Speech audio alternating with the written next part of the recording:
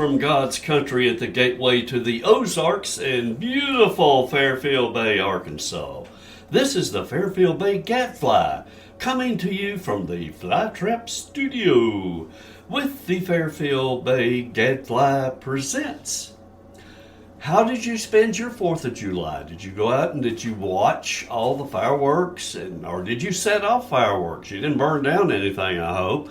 We had a burn ban up here in the hills, so the fireworks were somewhat limited except for down at the marina. I believe Greer's Ferry had a good fireworks show, and of course Heber Springs always has a good show over near the dam.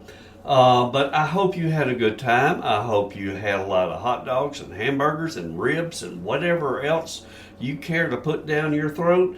But it was a good day. The only thing is, it's hot as the dickens. I don't know where y'all live, but up here it is hot. It was 99 degrees in the car as we came back from the swimming pool a little while ago. And I know that the heat index is a little bit higher than that. Now, today in history.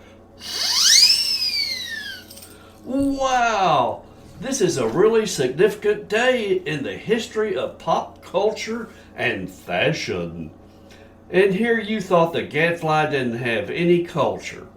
On July the 5th, 1946, before I was born, Louis Riard, an auto mechanic who also managed his mother's lingerie boutique in Paris, created a new women's swimsuit, the bikini, whose name was inspired by the American atomic bomb test at the Bikini Atoll taking place at that point in time.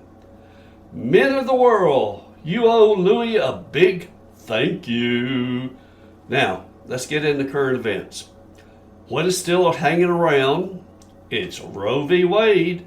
I know that down at the state capitol in Little Rock, they had a big protest down there. People gnashing their teeth, pulling their hair. They had bullhorns and everything else. Hey, listen, the only way it's gonna change is through legislation. And whether or not that legislation can get through on a national basis, it's pretty slim right now to consider that. So you need to focus on the state, on either side. Whether you're pro or anti, then just talk to your state legislators because, quite frankly, they're going to be the ones making the decisions from now on out, unless the Supreme Court comes down with something else in the future. And that ain't going to happen for a while, folks. So get over your gnashing your teeth and pulling your hair and rolling on the floor or whatever you're doing, and just talk to your legislators on the state level because that's where it's going to happen. It's not going to happen on the national level. Now, moving to the international stage, Ukraine. Russia is claiming victory in the eastern Ukraine province. I can't remember the name and I can't pronounce it most of the time. But here we are. We're continuing this horrible invasion of a sovereign nation by Russia. It's been going on since, February? It's now July. And the world is just kind of like the abortion protesters. They're kind of gnashing their teeth and pulling their hair and getting their bullhorns, and they aren't doing anything. They are just letting it happen. They're letting it happen. Oh, sure, we're giving them some humanitarian aid and quite a bit of military aid, which of course they need in Ukraine. And I'm not against that. And I'm not against any help going to Ukraine. But we have to keep in mind that there's a lot of corruption, or has been a lot of corruption in Ukraine over the years. But right now, it's a kind of a toss-up. We have a person, Zelensky, who is the president of Ukraine, who I think is doing as much as he can given the circumstances. We have the evil Vlad the Impaler Putin, who continues to not only invade Ukraine, but also suppress his own people. people who really hadn't been protesting, they just show up and put them in jail. How would you like to live there? I know I wouldn't. But it's just the world has to do something soon. And whether that involves each of you calling your congressman, your U.S. congressman, or your senator, please do so. Let them know how you feel. This is horrible what is happening in Eastern Europe. So I encourage you to reach out and try to do your own little piece of it. In the whole wide world, you have one little piece, and actually, you can do something. You can call. Whether or not anything comes of it, who knows? But it's something that you need to consider. Now, getting back to the 4th of July, we have the Chicago area shooting where 6 people were killed and a number of others wounded by, quite frankly, another crazy. Now, whether or not it could have been stopped, I don't know. But again, it wasn't the rifle. It was the crazy pulling the trigger. And they have caught the guy. It surprises me. I thought maybe he was just up on the rooftop and shooting and disappeared and nobody knew where he went to. Well, this idiot had posted stuff on the internet and it led police right to him. So, people who commit crimes aren't the brightest bulbs in the pack, as a general rule. But I'm glad they did catch him. And again, it wasn't the firearm. It wasn't the rifle. It was the crazy. Now, a notable death, Ralph Hubert Sonny Barger died on June 29th. Now, some of us who grew up in the 60s know exactly who Sonny Barger is. He was the head of the Hells Angels for many, many, many years. He is kind of like the top angel of all time. And unfortunately, at age 83, the man has been fighting throat cancer for decades. And he finally dies at age 83. He died peacefully. And you'd think the Hells Angels that he's going to die in a road wreck or a shootout or a beating or something like that. No, he dies of old age. So that's always amazing. Now, we go to Coney Island on July 4th, and guess what happens? Joey, the Jaws Chestnut, retains his Coney Island hot dog eating crown for the 15th time after choking out a protester wearing a Darth Vader mask. Joey put away 63 hot dogs and buns. Now that's putting a lot of bread and meat down your throat real quick. And then on the women's side, Mickey Sudo down 40 hot dogs and buns for her 8th title. These people, I don't know how they fit it all in there, but they sure do it every year. And this year it was back to Nathan's place at Coney Island in Brooklyn, New York. So it was back to normal after COVID. But this guy must be unbeatable. But it's very impressive. Now, nationally, gasoline prices have jumped 50% since July the 4th of 2021. Yesterday, the national average price of gasoline was $4.80 a gallon, almost $5. Last year at the same time, the national average was $3.13 a gallon.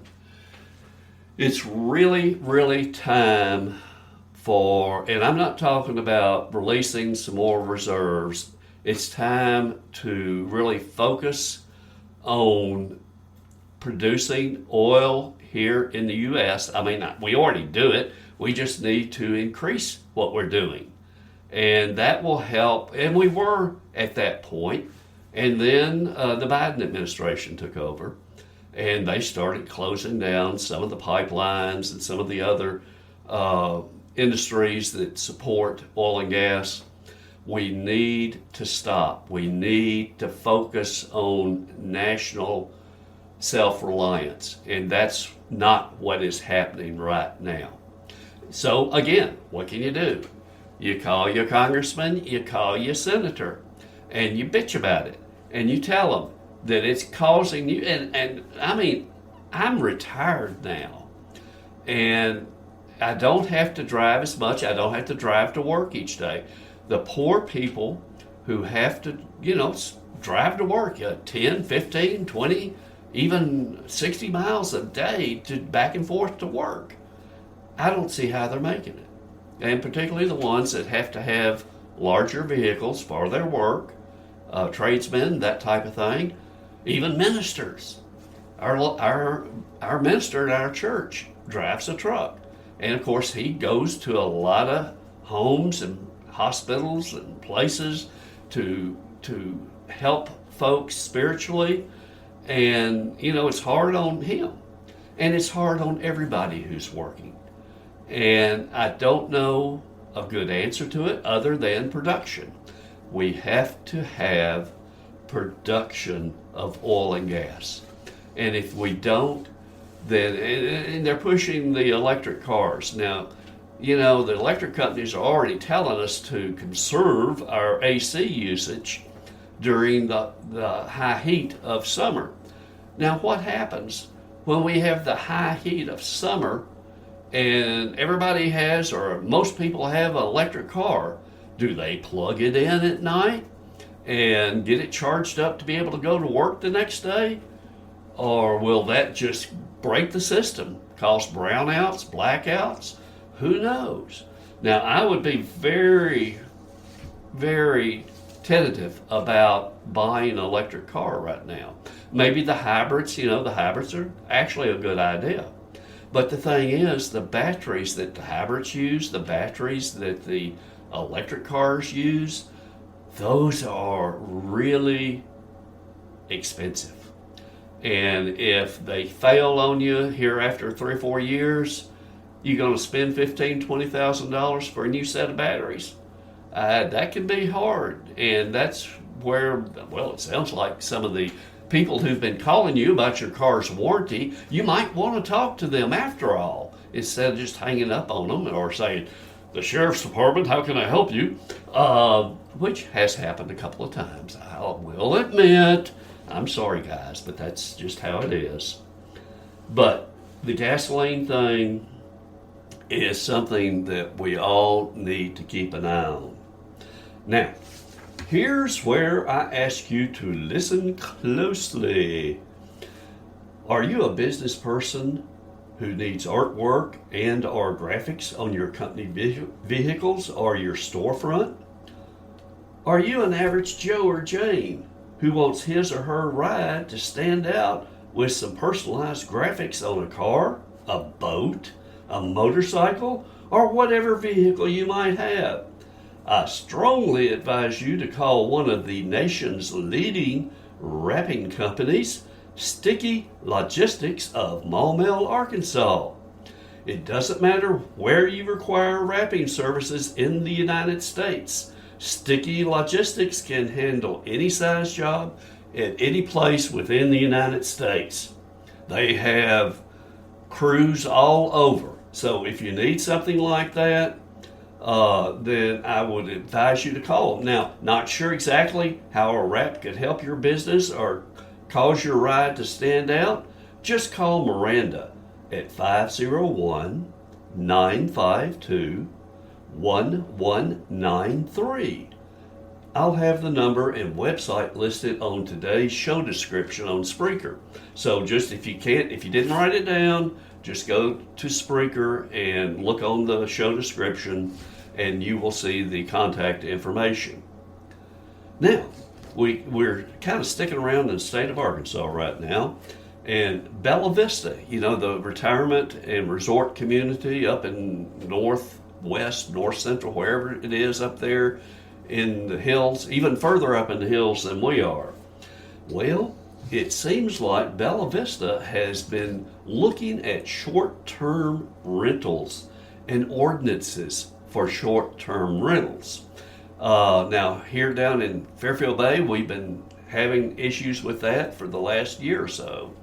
And apparently, they had the two ordinances on the agenda for their city council meeting the other night, and they had a near capacity crowd, both pro and con, that showed up at the city council meeting.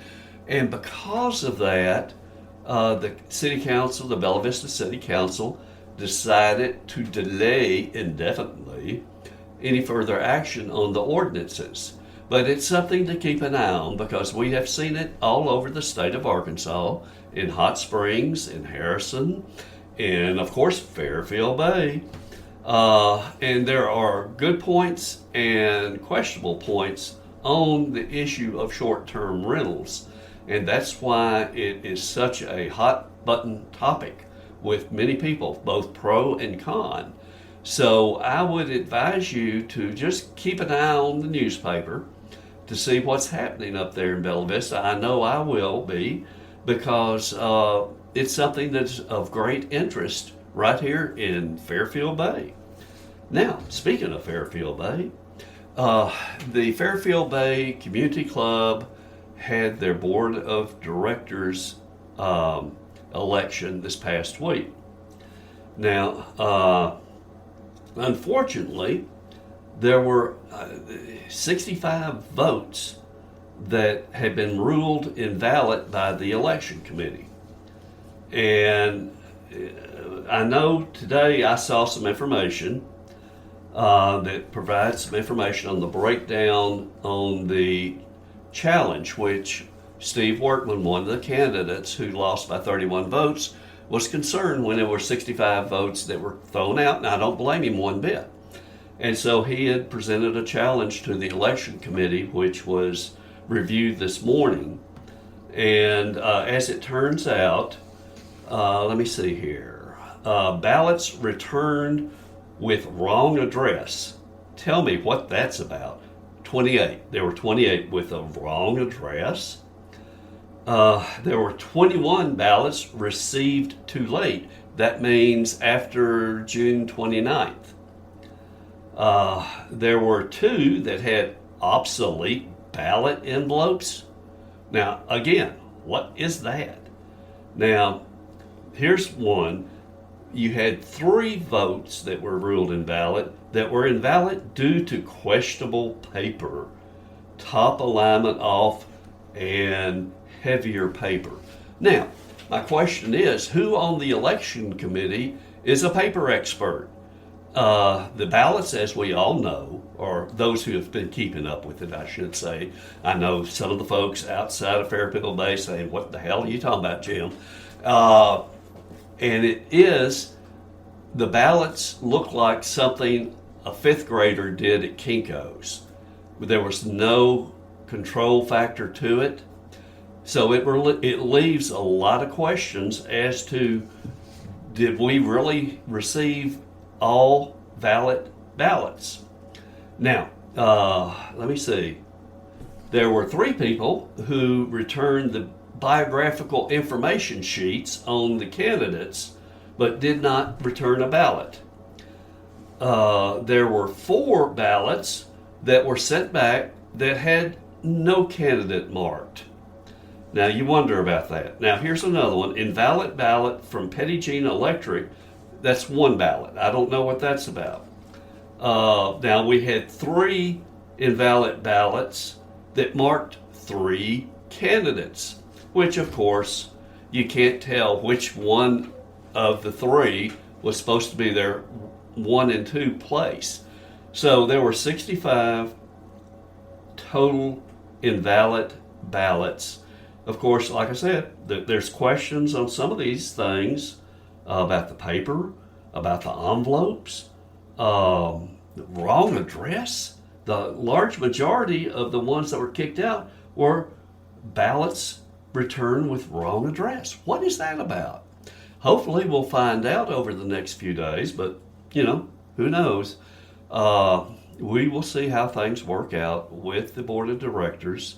It's very questionable how at least one board member knew about ballots that were submitted when that person was not on the ballot committee. In fact, there should not be board members involved on the election committee.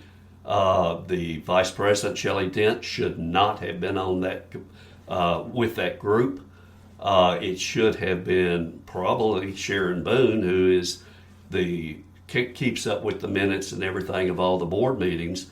But the bottom line is, even with these invalid ballots, there are still many, many lingering questions, and that's unfortunate. I know that many of us were hoping that we could get past this and start having a board that listens to the members of the community club, and I'm not seeing that happen. So anyway, that's where we are, and it's that time of day. This is the Fairfield Bay Gadfly bringing you truth from above and signing off for now.